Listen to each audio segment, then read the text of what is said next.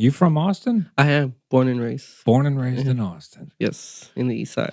I always, when I meet somebody who's born and raised here, I'm always like, what? Well, there's like so few of you now. Yes. So,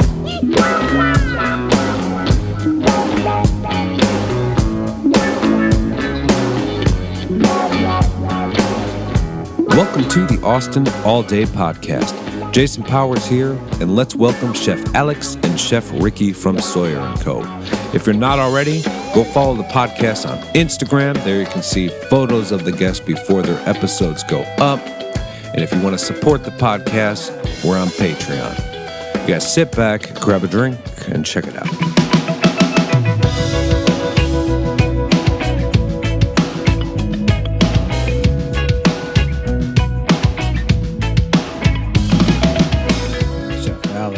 Chef Ricky, Sawyer & Co. Yes. So, and what up with Denata Cantina? Denata Cantina. Is this something you're involved with too, Ricky? He will be soon. He doesn't know yet. I do not know yet. But All right, so of course. obviously Sawyer & Co. you both are doing out there on Cesar Chavez, but I'm curious because I didn't know anything about this Denata Cantina. What's going on with this? So Denata Cantina is a project we started working on about a year ago. The owner of Sawyer & Co., Steven Shawcross, had this vision for like a all traditional Mexican restaurant, a taqueria kind of style. Sure. So I say we, but he is the one who is spearheading the project. I'm mainly focused in the kitchen and the menu, all that stuff. But it wants to be a traditional taqueria. Nice. Like the ones you see in Mexico City. Yeah. The feel of the restaurant is going to be like very old, like dim lights, like a traditional cantina, but like a little bit, modern and nice. So you say restaurant, and right now it's a trailer? No, right now, well, yes, right now we have some of those dishes in the SAW terminal at the airport. Okay. But the restaurant is getting built in the lot next door to Sawyer & Co. Oh, nice. All right. Well, very cool. So, have you been to a traditional cantina like this anywhere here at all? Here in Austin, no. But yes. Yes, in Mexico. Yes. Just very rustic, like old doors, old, windows, like all this kind of stuff of like the old West Mexican vibe that, that was very like traditional the back end then. of From Dusk Till Dawn. Yes. No? Am I too old to reference that movie? You guys have seen that, right? I have not. No shit. I might have. I don't know. I'm very bad with names. This is wow. I probably just showed my age there. I think it's like late 80s or something. Well, that's cool though. So right next door to Sawyer & Co. Yeah. You're gonna take over Cesar Chavez. It sounds like. Well, I mean, this would be the second of the restaurants that he would open. Yeah. Apart from the catering company and the 2 outlets at the SAW terminal. Do you guys do the catering out of Sawyer & Co.?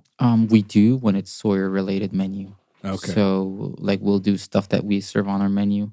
Then we usually do those caterings. Sure. We partner with, like, Cater to Me and Foodie, and, they'll place orders through that. Nice. So how long have you been over, Chef Alex, at Sawyer & Co.? I'm going on 4 years, I believe. Yeah. 4 years. I'm at 4 now. Yeah, I started in 2015, January of 2015. And when did you get this guy over there? Well, no, he was there before me. I was already there. So you've been over there. Yeah, he was there before me. I met Alex through To Dine For. Okay. Yeah, he was at To Dine For when I met him. Nice. The catering company. Okay. That's still around? Yeah, that's still I'm around. not familiar with The Dine For. So To Dine For is a catering company. Also, Austin. yes, Austin-based. Was also founded by the owner Steven Shawcross. Oh, okay. It's been. I think it's been over like 10 years that he's had that company. It's on Gonzalez Street, 3008 Gonzalez Street. Okay. It's it's not a huge operation, but they do large parties anywhere up to like 500, I think 600 people. Okay. They've been going on. They do everything. Weddings, parties. Yeah. They did my wedding there. Oh, really? Yeah. Right. Yeah. Speaking of you, we're going to bring your wife. Yes. That's Karen, right? Yes, Karen. So I had like a whole list of questions of what it's like working with your wife. So I mean, I can still answer though. I'm joking, but it is curious though because you guys are both in the industry to see how that kind of dynamic works. I think we had Colleen's Kitchen, Chef Savannah, Mhm. her soon-to-be husband, fiance. He works also in the industry, and she was talking about like how it's kind of like a beautiful thing because you both understand. Where if you're not working in the industry and you have somebody that you're paired Yes. up with, they don't understand whatever it is, the longer hours, the late nights, the holidays, things like that. We've actually we met through the industry Okay. when we were both working at the Greenbrier in West Virginia. That's where we met, and we've been together ever since. And we've actually worked at a lot of places. So she's a chef as well. Yes, she has the training and she has all the knowledge. She just focuses a little bit more on the front of the house right now. Right now at Sawyer & Co. Yeah, she's the AGM. So, and then I won't focus on this too much because she's not here and she can't speak up about it. But so what is it like when you guys work together all day, or if you do work together all day? When you go home, you guys just have a good balance? Yes. I mean, I think we've gotten used to it. We don't really have issues as far as that. Like we work well together, and it's mainly because we've worked together at all these different places Sure. that we've just gotten used to it. Like And this time around, you're like, all right, you go front of the house, well, back of the house. Be a good balance here. well, I mean, I'm joking. she wanted to move. I never asked her or anything. She wanted to move to the Sure. front of the house. Cool. That's cool though. That's a cool dynamic that you guys got that going on. So you guys met at this to dine To dine for. and then what? Did you suggest he become chef over there? No, that No, was it's him. I was working at the dine for at the time, and since it's the same owner. Yeah. And this is Steve. Steven Steven. Shallcross, yes. Okay. So the season kind of died a little bit in January. So as it does, right? Yeah. So I asked him if he needed help somewhere else. He told me that he had the restaurant Sawyer & Co. And I started working there in January. But I started working there as a line cook. I was there about 4 months, and then the kitchen manager at the time promoted me to sous chef after 4 months. Okay. And then I got promoted to chef de cuisine, and then finally to the executive chef after all my bosses above me left. Yeah. So for people who don't know, because apparently I thought most people did know about Sawyer & Co., but I was talking to a buddy. I was telling him you guys were coming. He was like, "No, I've not heard of it." So I mean, for anybody who's not heard, what is Sawyer & Co.? So and we actually get this a lot. We've been there. I say we're a young restaurant because we're going on 5 years. Yeah. But not a whole lot of people know that we're all the way in the east side, and it's just mainly because we're pretty far down there, right? All the way at the end, right? Yes. All the way at the end. Is there another restaurant past there? There are a couple before us. So yeah, they're like before- Jacoby's, Jacoby's, Griselda's, the Tillery. Tillery. But it's an interesting area because those are really nice restaurants, including you guys. But then besides that, there's not much there. No, we just had what is it? That brewery. Machine Works Brewery open up in front of us. Okay, so we know you guys will have to stay tuned. There's a gentleman, Caesar, at Fonda San Miguel. Oh, okay. Yeah. He wants to open a trailer potentially there. He's going to call it Matador Oh, nice. with like traditional Mexican. Oh, that's pretty cool. Yeah, he's going Yeah, for that's like rustic, like light pink kind of. I don't know. He was kind of describing to me, and then that's where it ends. So I'll have to. But he's talking about maybe down south too. So I don't know. Oh, okay. But that'll be cool. But Sawyer & Co. is it's a 60s diner vibe and feel. I mean, we try to make everybody feel welcome when they come in. We try to have that like fun environment that has this diner like menu with a lot of Louisiana inspired dishes. So Yeah, that's what I noticed there. so the owner Steven Shallcross, he's from Louisiana. Okay.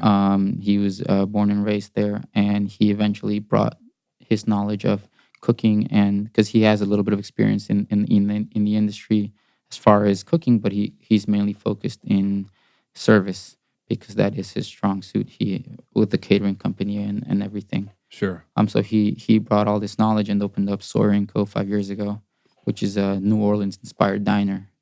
I love it. Yeah. Breakfast all day? Is that all Yes, the time? breakfast all day. Nice. And then we have obviously dinner. But we still have some breakfast options during dinner. We do breakfast, lunch, and dinner. We're mainly busy. Breakfast and lunches are pretty crazy. Yeah. Just because of all the people that we have around. You know, we're one of the few places where they could probably have lunch or eat within half an hour to an hour, which is what normal people get as a break. Yeah.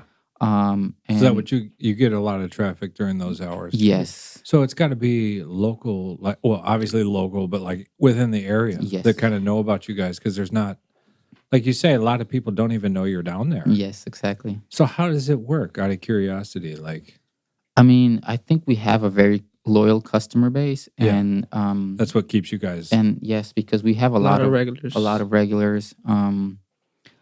And lately we've been pushing a lot of social media as far as Facebook, Instagram, and just different Podcast. yes, of course. Right.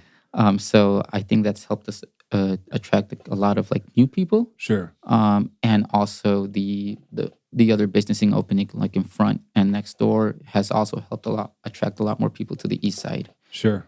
Which is mainly kept us busy, because even though we're the last restaurant there, like it's always packed during breakfast or lunch. Yeah, and it's gonna fill out. The Cesar Chavez, everywhere, the whole east side is already crammed with a under cajillion construction. places. It's all under construction, but there's like so many good restaurants. Yes, Sure. there's a lot of competition opening up. There is, right? But how confident are you guys about all that stuff? I mean, it also will bring in traffic, if you Of ask course. me. I mean, I think we've consistently done things right for a good amount of time now, and as far as sales, we've had a solid 10% increase in sales each month. So we're doing something right. I Yeah. mean, we're not losing customers, and I think with a lot of the new places opening up, it's just going to bring more people, which is essentially what we want. We want more people to get to know us. Sure. For sure.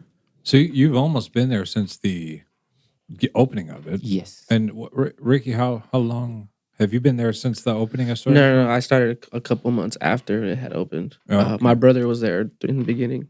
All right. Yeah, so he brought me over after I left the other job because it closed down the kitchen. At the To Dine For kitchen? No. closed down? I was at My Fit Foods Okay. when I started. My Fit Foods. Yeah, huh? yeah. So Oh, that's local, isn't it? yeah, it was. Now they're in Dallas or something? Where? There it is out of Dallas Okay. for sure.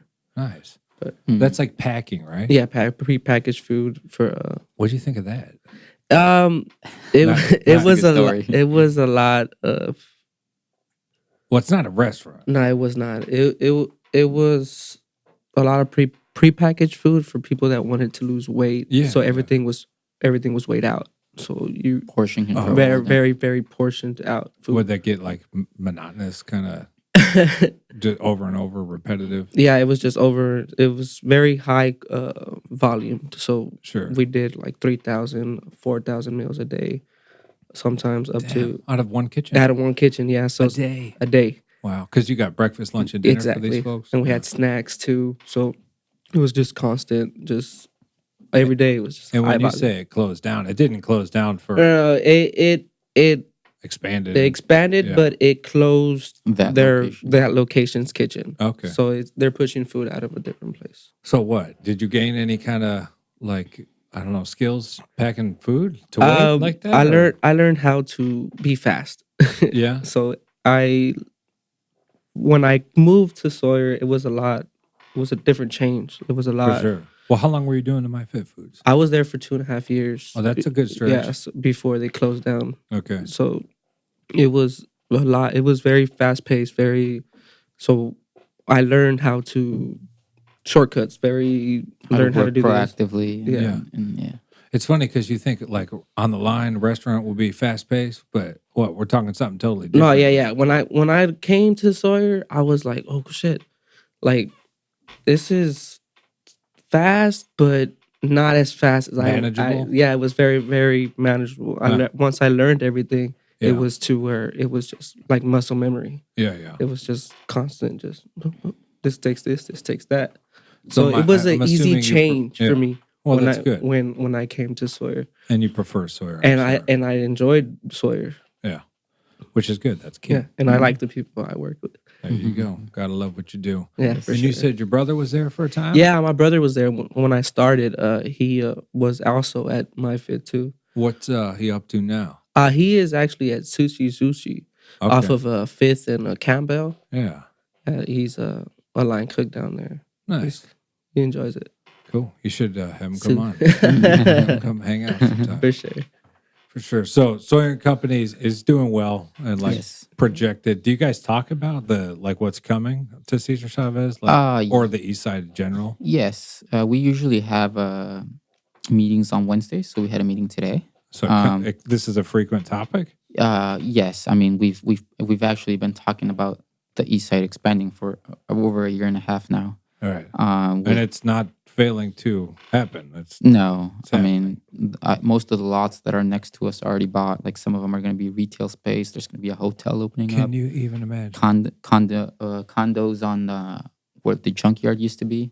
Really though, can you even imagine when this all is like everything that they just said? You just said happens. Yes, It's gonna be crazy. they already broke down on ground on the condos. They already built the first one. It's mind blowing. Yes, it's growing really fast. The I don't know what the complex is called at like 4th and 35, where Native Hostels is, like the huge, all the buildings. You know what that's called? I don't know. Yes, that they're also condos, right? It's like But yeah, condos, but shops. And yeah. I don't know what it's called, but for yeah, the longest I know what time, I you're was talking about. calling it like sort of like a mini domain type thing. That's what they're trying to do, honestly. Like, But that's also that alone to me is like, wow, this is really growing. And then you're talking about condos down on Cesar Chavez. It's like, I think it's more of like a high end, high rise, for like more wealthy, people. oh, we're like getting a lot of those folks down here Yes. now. That's Sure. crazy. I mean, I was at the domain earlier today, and I was thinking to myself when I was there how some of those office buildings are big enough to just be buildings that I was like, man, if Austin just continues to grow, like maybe even between the domain and downtown, and like it will just become one giant city. Yeah, that's what I think. I think it's going to turn into a little San Francisco. Yeah. It's It's happening quickly too. yes. And we can't keep up with it. How are you guys doing getting along with like your commute to work and stuff? Is it you got to deal with nonsense? No, I live very close to Sawyer, Good. so I don't see any of that traffic, to Good. be honest. Yeah, me Yeah. too. Like one of the reasons I used to live on Stastny, but we moved to Old Torf because one of the reasons is we don't really like commuting that much, me Sure. and my wife. So we're about 10 minutes from Sawyer and Co too. So we don't really honestly see that much traffic because we don't have to get on 35 or we don't have to get on 71 or 183. So like we can just take the back roads straight to Sawyer. Nice. If there's no traffic, it's usually like 6 minutes to get to work. Oh, that's, Yes. that's beautiful. Oh, you could walk if you had to.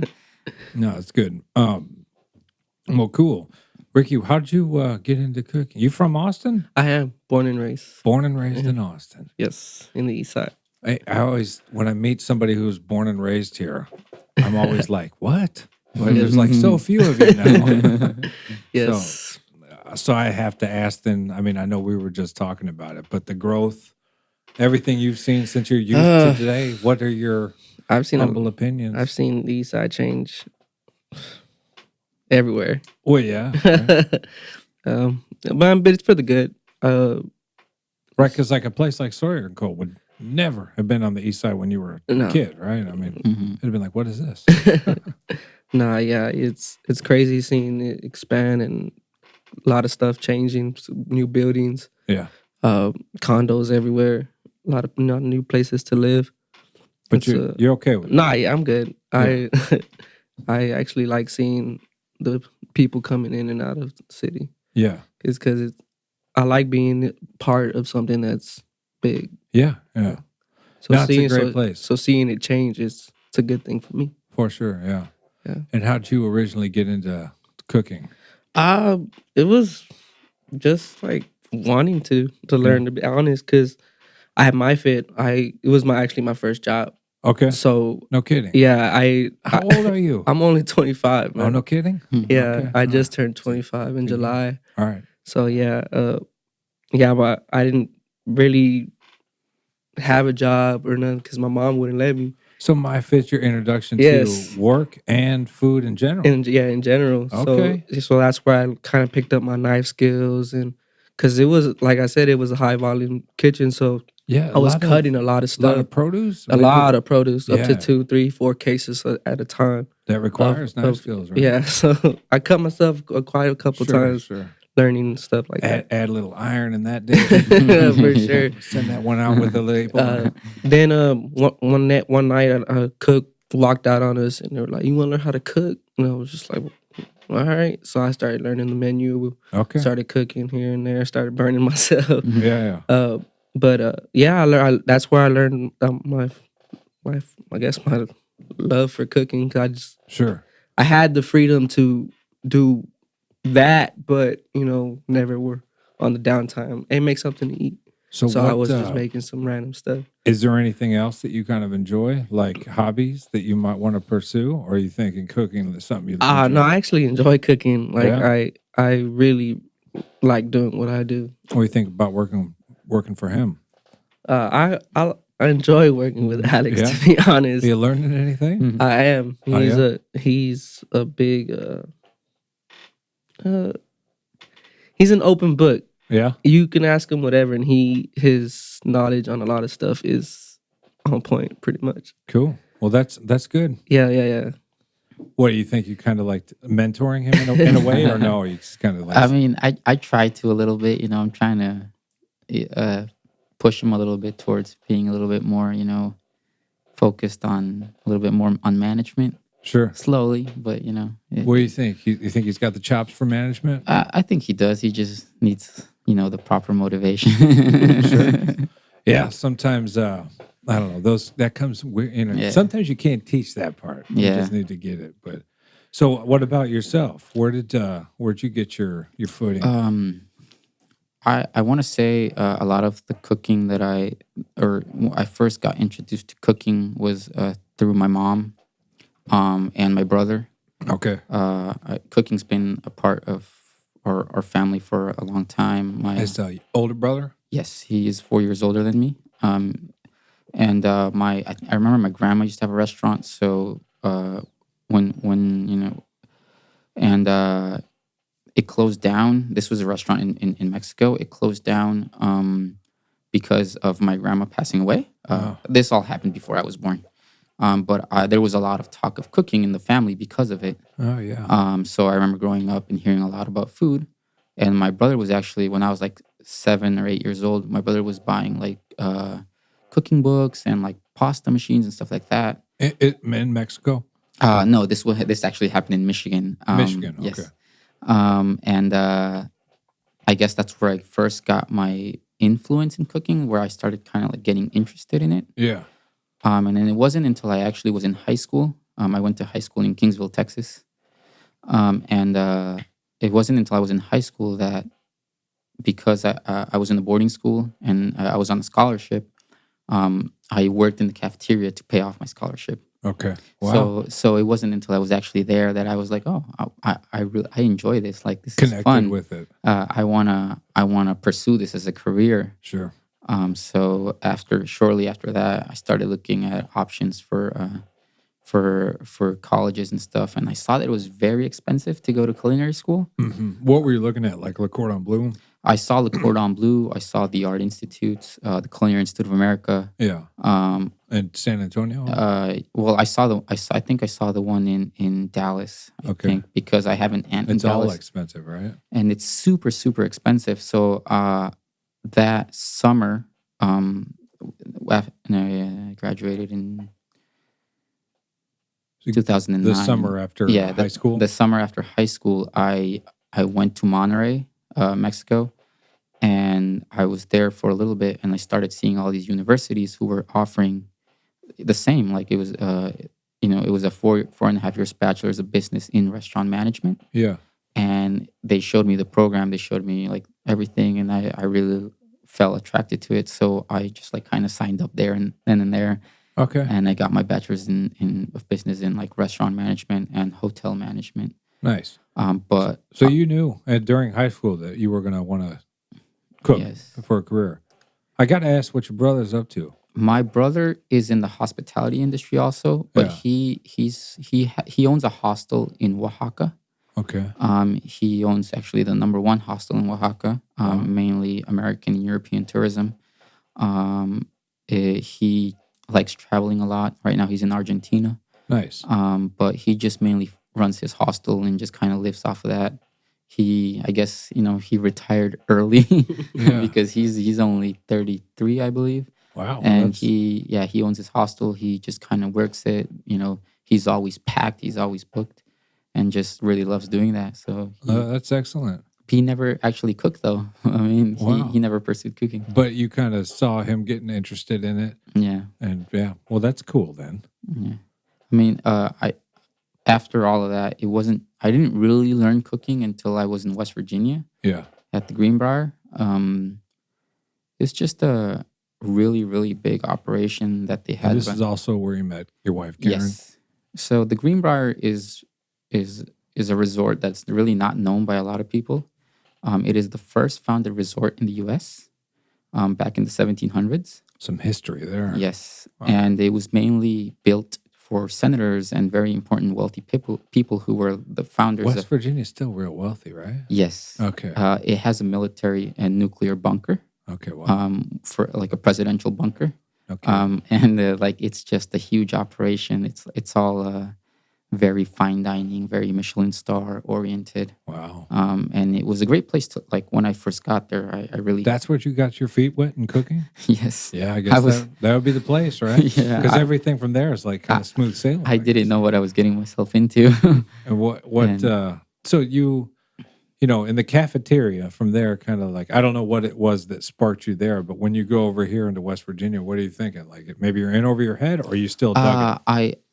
It was funny because the first day I get there, they put me on prep right away, and I started getting all like this positive feedback from the chefs and from like, it was like, oh, you're doing really good. Oh, this and that. So my first week in prep, they moved me to the main dining room line. So this is a Either you're good or they're short staffed. yeah. Right? So yeah. One of the So two. I was like, I've never like I'm in culinary school, but I've never actually worked as a line. Yeah, as a line cook. You're getting a little nervous. So I was like, this is a dining room that can seat 300 people, and it's all fine dining. So it's like molecular stuff, sous vide, a lot of French cooking, and just everything very specific on point. And my first week in the actual line, after the first week, I was like, this is too much. So so I go talk to the chef, and I was, you know what, I appreciate that you see this that I can do this, but I don't think I'm ready for it. And he was like, okay, so what you're saying is that you need to get faster? And I was like, well, yeah. It's like, okay. He's like, I'm going to put you in breakfast then. Oh, God. So he put me to work breakfast. A sadistic chef. Yes. Wow. He moved me to 5 a.m. to 1, and I started working breakfast because it was the same dining room that could seat 300 people, but there were no ticket times. Okay. And their average ticket time was 8 minutes to get the food out. So it sounds like he like threw you in the pits of hell in a way, right? Because breakfast, right, is never fun, right? You got like the poached eggs, or I guess it could be simpler with the scrambled eggs or whatnot. I could see where he's coming from, but it sounds like he was like, "Let me just drill you, and you've got it in you." And 3 months after that, I was working the line, all stations, and I was doing that really well. So they moved me again to their steakhouse, actually called Prime 44, and I worked there. I pretty much rotated across most of the hotel banquets, PM, AM, and this is a hotel that does everything from scratch, because they're so big and because of the pretty cool, because of the caliber of the chefs that they had at the time. So they had Chef Richard Rosendale, who was the executive chef, who was participating for the Bocuse d'Or at that time. And then they had other chefs like Eddie Chancredi, who was the head coach for the Culinary Olympic team. And so they had all these really big chefs there that were really great to learn from, but also were very scary. Sure. But how long were you there? I was there for 8 months. 8 months? Yeah. And So during that 8-month stretch, you met your wife, Yes. and she obviously wasn't your wife at the time. No, we were actually we started dating there. And it's funny enough, we both majored in exactly the same thing in the same school, but just different campuses. In Mexico. Yeah, so Oh, no kidding. I was at Monterey at the time. It's a small world. How did you guys both end up in West Virginia? It was, I mean, we both applied at the Greenbrier and we both got accepted. Oh, that's cool. And But you didn't know each other. no, Okay. we did not know each other. Cool. Yeah, it's a small world. Sure, yeah. And what prompted Austin? We both got a job offer to work at the Four Seasons. Okay. So we went to the Four Seasons. We worked for the Four Seasons for a year.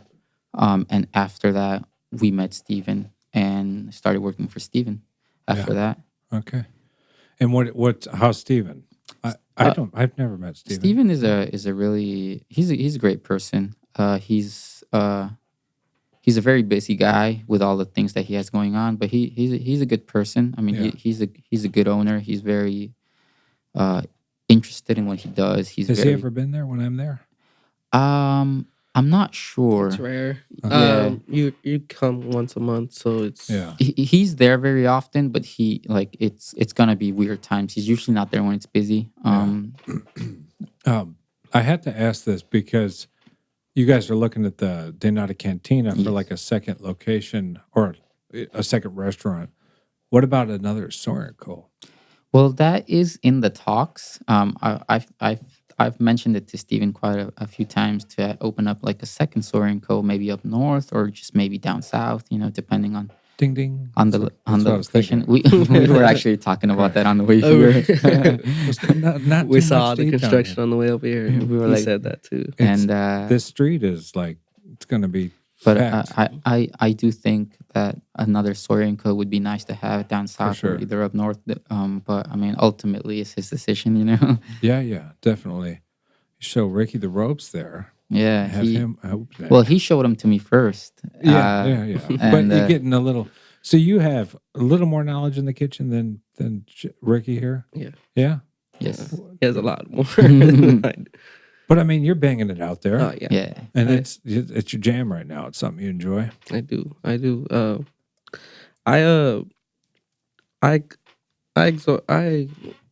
pick up things really, really, really quick. Sure. So I watch Alex a lot Sure. and just take mental notes. Yeah. And Yeah. One of the good things about Sawyer & Co is that we've tried to kind of create a positive environment in the kitchen. Okay. I mean, for the first time, I think in like maybe in the last 2 years, we've had a really great positive environment. We've had little to none turnover.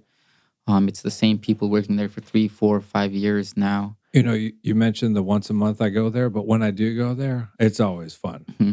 What is her name? Felicity. Felicity. Yeah. She's a riot. Yeah. She's just like a aura of positivity right there. Yes. Right? You got her. It's a good day. it is. It is. Yeah. Felicity actually, she started off as an expo, expediting, and now she's running the brunch line on Saturdays and Sundays. So she runs the line. Nice. She's always like narrating what she's doing when I walk in. I like walk in, she don't know I'm there, and she's talking to the pot. Yeah, All right. What's going on there? yeah. She does says you have to talk to the food. Does she say that? it. Yeah, she does. does. No kidding. All right. Well, that explains that then. Mm-hmm. Yeah, I didn't think she was crazy. I always enjoyed it. She's good. She's a good person.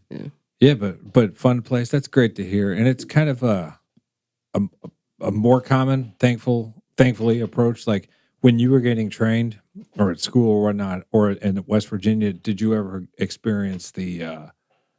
I guess we just like summarize it and say like the pot throwing chef. Yes. Yeah. So West Virginia was, because of the level of fine dining that it was or is right now. Obviously, the chefs are very dedicated in what they do, and yes, there was definitely yelling. I'm not gonna say like a lot, but there was Yeah. some yelling. There was the the throwing of the plates. Yeah. It's There's like an expectation from Yes. everybody, and then there's like if it's not met, yes. whatever. Um, Did you ever experience that? Because you've had a pretty short. I mean, not My Fit Foods to Sawyer & Co. No, it wasn't over there. It wasn't to where you get mad because it wasn't. It was always we always had a list of what we had to do. Yeah. So Well, these guys have lists of what they have to do, and they still get yelled at. Yes. yes. Also, like over there, it was just very. Oh, we need 20 pounds of this, 30 of this, 40 of this. So it was always set. Yeah. So there was never that. Oh, I need this. Oh, I need that. There was- Sure. so when Sawyer, there, I did see it in the beginning. Yeah. There was a chef named what was his name? Chad? No, not Chad. Jerry. Jerry. Jerry was a very quick hot hit. So I did see a lot of throwing plates, a lot of this. Oh, really? But, And that was when they were launching kind of the Yeah, restaurant? so in the very very beginning, so Yeah. there was a lot of mistakes, a lot of Yeah, it's sort of. My initial reaction is like, oh, that's excusable, but it's not really, right? Nobody wants to work like that. That's kind of my experience from West Virginia because I was trained that way in West Virginia Getting into like kinda getting grilled. scared and Yeah. getting, and I was like, I would never want to train people this way. So is that how that works? Yeah. Like now that you have an opportunity to train people, Yeah, I think- it's not like that. I think, you can ask anybody. I swear, I think I've only yelled at one person one time, and it was because in the middle of brunch, he emptied out the poaching water because he said it was too dirty, and instead of having more ready, he just grabbed cold water and started boiling it, and it's a Yeah. 6-inch Big hotel rondo? pan. Yeah. Oh, So hotel pan. on 2 burners that took at least another 20 minutes to get hot again, Yeah. and just take a time spent to like 40 minutes. 40 minutes. And that was the only time I've ever yelled at somebody. When you guys are poaching in a hotel pan, do you have like a perforated pan where you lift them out then? No. No. We just have the 6-inch hotel pan. We have a slight simmer on the water, Yeah. and just drop the eggs, and that little simmering from the bubbles just Yeah, right, just scoop all the out. eggs just float, and just kind of pull them out with a perforated Okay. spoon. All right. Yeah, One by one. the Well, I guess if you have to do a bunch at a Yeah. time, that the perforated hotel pan works because you can pull them all out together. Hmm. Okay, sorry, I'm having flashbacks of cooking breakfast.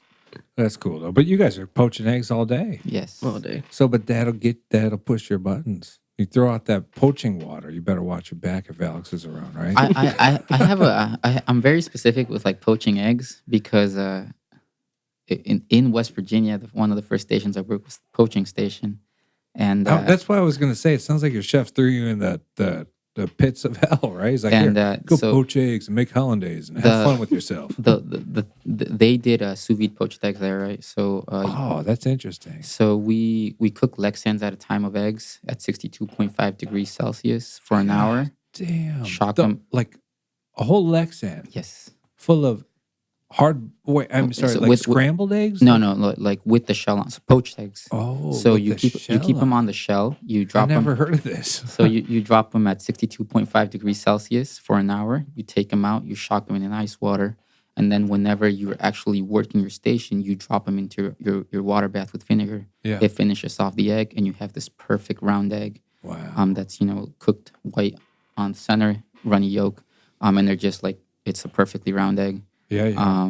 And it only takes about 40 seconds to cook all the way through. That's pretty cool. When you do that and you sous vide before the shell's broken, when you break the shell open, do they ever like break or anything? Or is it- No, usually the shell will maintain like if you were just cracking a fresh egg. Man, that's magic. Yeah. The sous vide is magic. So right? and they have a shelf life of 6 days once they've been sous vide. So we just cool them down and we would have them ready for poaching. Nice, very cool.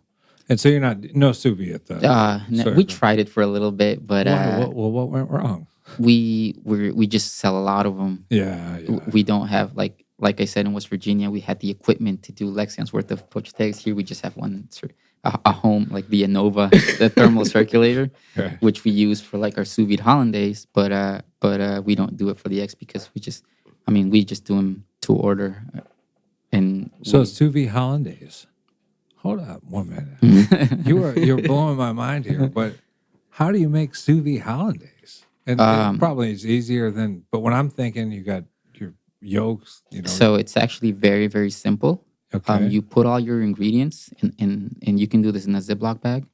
You put the butter, lemon juice, Tabasco, salt, pepper. That's, I mean, Put it in a egg bag. yolks No, without whisking it? Or? without whisking it, everything. You dice the butter very small so it'll melt quickly, and you cook it for 20 minutes at 167 degrees Fahrenheit. 20 minutes, you take and it out. turns into hollandaise. Yeah, you take it out and you blend it, and it Blended. That's where it's and okay. it immediately emulsifies and it turns into hollandaise. Okay. For a minute there, I thought you pulled out a bag of hollandaise. I was like, how? It's amazing. Okay, so you take that out. It's at a certain temp. Yes. Blend it. That's also beautiful. Yeah. Sous vide keeps coming up. I'm like, I need one here. Yeah, they're pretty fun actually. I mean, you can do a lot of things with them, and it helps a lot with temperature control and and whatnot. But That's one of the questions. Michael Wake, who's also brunch. He's Funkadelic, the brunch. Have you heard of this? Yeah, I've heard. Yeah. So his whenever he goes out, it's one of his questions. Is this hollandaise? Is it made fresh? Or it'd be kind of interesting hearing it because apparently there's like powdered hollandaise and stuff. Yes. Which is just I've asinine. I've never actually tried it, but there's a lot of new Don't. things. Yeah. I haven't either, but I never will.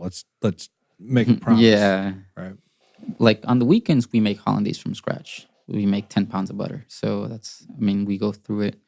We'll just make a big old bane of hollandaise. But during the week, in order to, not throwing away hollandaise, Sure. we have it portioned and we sous vide it. And every time we're low, we just sous vide another bag. And Yeah. that way we're never, wasting product. Very cool. So, where do you guys? You haven't listened. Have you listened to any episodes? Okay. Well, this is the only question I like to ask: is where do you guys like to eat? You want to go first? Or? You Like, grew go up here. first. Some of the places you might like to eat aren't even around anymore. Let's see. I eat a lot of junk food. That's all right. So A lot of people do. junk food, there's your Golden Chick off of Airport, shortstop.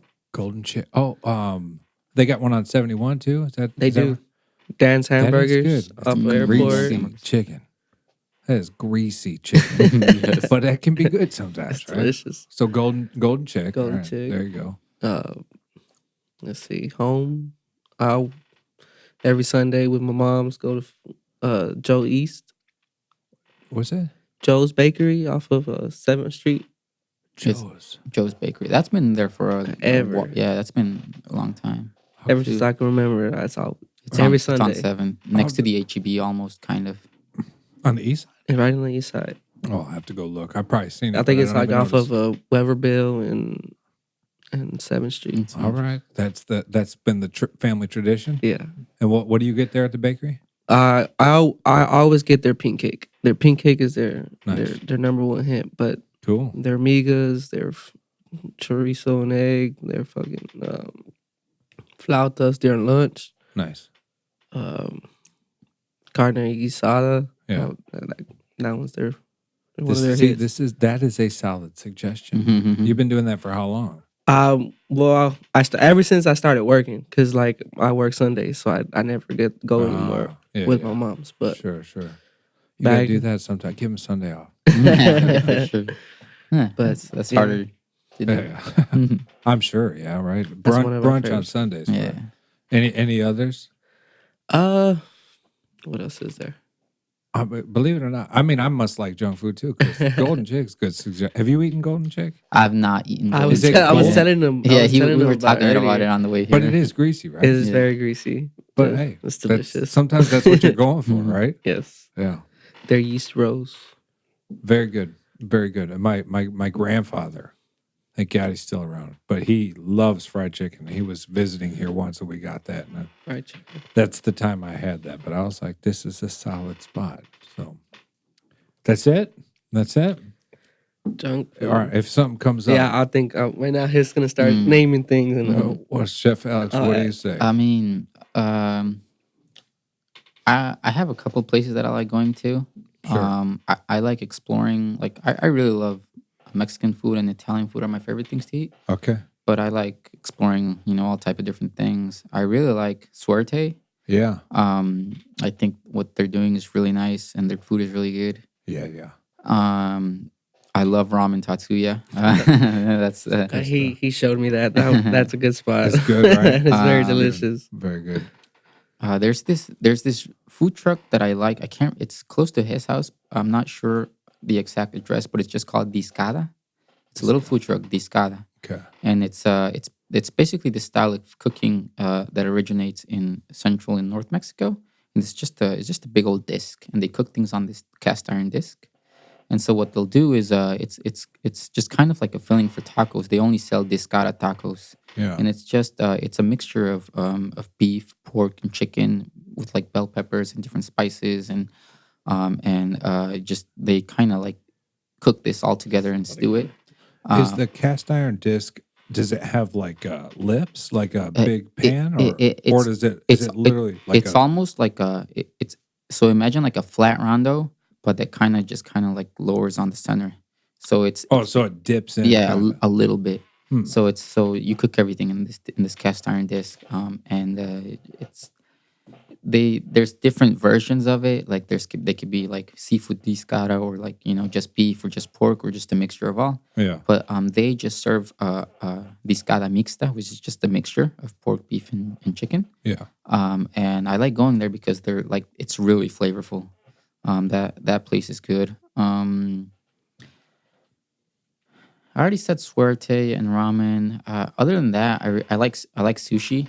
Yeah. But I just like trying different places around. I don't really have one. What about you and your lady Karen? We Is that where you guys go? yeah, Suerte and we go to Suerte a lot. We used to go to this place off of 7 called Gabriella's, stuff? Okay. or Leach's Cantina. Yeah. They have a great happy hour and their food is really good. Those are good people over there. Yes, Yeah. they're really nice. Other than that, This segment here where I ask about places to eat is becoming hard for me not to like pipe in with. So on the podcast we've had Edgar Rico, but he opened Nixta. I've been there. You've been there? Yes. Okay, good. All right, I was going to suggest that. What'd you think? Go ahead and give your fair and honest critique here. I like what they're doing. Okay. I think that what they're doing is very creative. I tried the duck carnitas. Yeah. I tried the I think it was a tostada or something with like refried beans and just. Sure. I mean, I think what they're doing is really good. I think it's a little overpriced Okay. I was sensing a butt there. for what the purpose of a taco or what Mexican Sure. food really is, because Mexican food is very accessible and very tacos are supposed to be like super flavorful and Yeah. cheap for the public. I think that everything what they're doing is pretty great. I just think that they might need a little bit more flavor in the food. Okay. But other than that, I thought that what they were doing, I really like the environment. I like the restaurant, kind of like the paletas, is. the agua It's fresca, pretty- the little yeah. place. Like they have all the artwork, and like I think I really like the fact that they use the Mexican lottery Yeah. as far as like seating number or how you get your order. Yeah. So I think what they're doing is really nice. I've not been there. I feel incredibly guilty about that, but it's hard to get out. I mean, you see where I'm at. I'm in San Antonio, basically. Right? And the ongoing joke is it's North San Antonio. It's north. Yeah. One day it'll be. Yeah, it will be. all But connected. I genuinely want to get over there, and I have heard that as well. But I think, I mean, given my conversation with him, it's his restaurant. With Yeah, of his course, totally girl. respectful. Yeah. Yeah, and I think I'm thinking about the prices and stuff because I've also heard that, but I'm just thinking what he's trying to do, and it's just him, and I mean, maybe that's just what they need to charge. Yeah, of course. to stay afloat. Breakfast sandwiches. You guys a fan of? Yes. Yeah, Well, I am. yeah, like a bacon, egg, and something like that. Sausage. I like sausage, egg, egg and cheese. There you go. So if you guys can get to, they call it. Oh my gosh, I'm spacing on the name, but the name of the taco or the truck is the Brooklyn Breakfast Shop, Oh, okay. and it's at what is the name? Oh, the Yard, or the St. Elmo. It's off St. Elmo, and it's called the Yard. There's like a bunch. It's I think kind of- I think Yeah, know I what think you're I know. talking I about. think I know what you're talking about too. yeah, it's kind Off of Elizabeth Street, right? no, it's a little bit further. It's off St. Elmo, so it's a little bit past Elizabeth if you're headed south.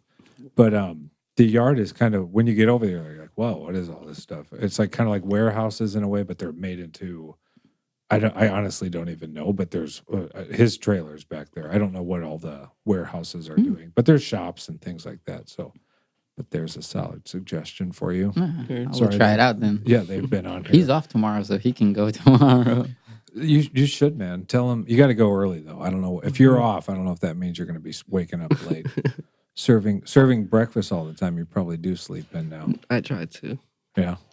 There's, I mean, he says he tries to, but he's always awake I'm in the always morning. Because there's been days where it's like 6 a.m. and he's off, and I just send him like a little text, like a smiley face or something, and like he replies within like 30 seconds. Like So are you an early riser? Yeah, I am. Always been? Well, ever since I started working, like I used Really? to, yeah, because I work morning shifts, so Yeah. I'm up by 5:30. Yeah. But I've always been an early riser, and I can't work at night. Yeah, me too. yeah. I fall apart because then I still wake up early, and I'm like a total mess. You know what I mean? For sure. Yeah. But so there you go. Don't text him that early. You're just messing with him, right? A little bit. A little bit. You wanna Sometimes I come call in? him. You want to? Yeah. So, what's Karen up to? I know she's over there. She's front of the house. Yes, so she is the assistant general manager right now. Cool. She pretty much runs the floor, take care of the day-to-day operations. She works together with our general manager, and our other two floor managers. Just kind of training the staff, mainly front of the house staff, making sure everything goes out right, that people are treated correctly. She's more in charge of like actually like running the floor. Yeah. And she's really good at it. She has an attitude for it. She has, that kind of like positive, like that warm, welcoming face when people walk into the restaurant. So Yeah, you need that. yeah, of course. For sure. So anything you guys want to add on here? Well, I mean, just for all the people that don't know us, I mean, just give us a try. Sawyer & Co., Cesar Chavez. Yes. and Cesar Chavez, right? 4827 East Cesar Chavez. Right. We have brunch Saturdays and Sundays from 9 a.m. to 3 p.m. Sure. I always recommend people come on Saturdays if they do not want to wait.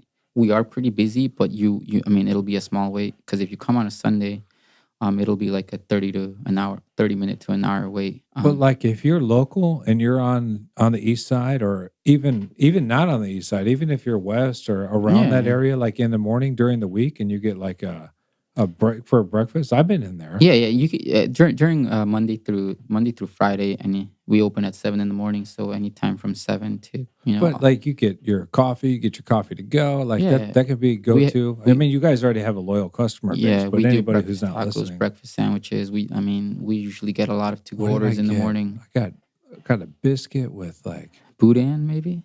no. What did I get? I didn't get. You guys got migas?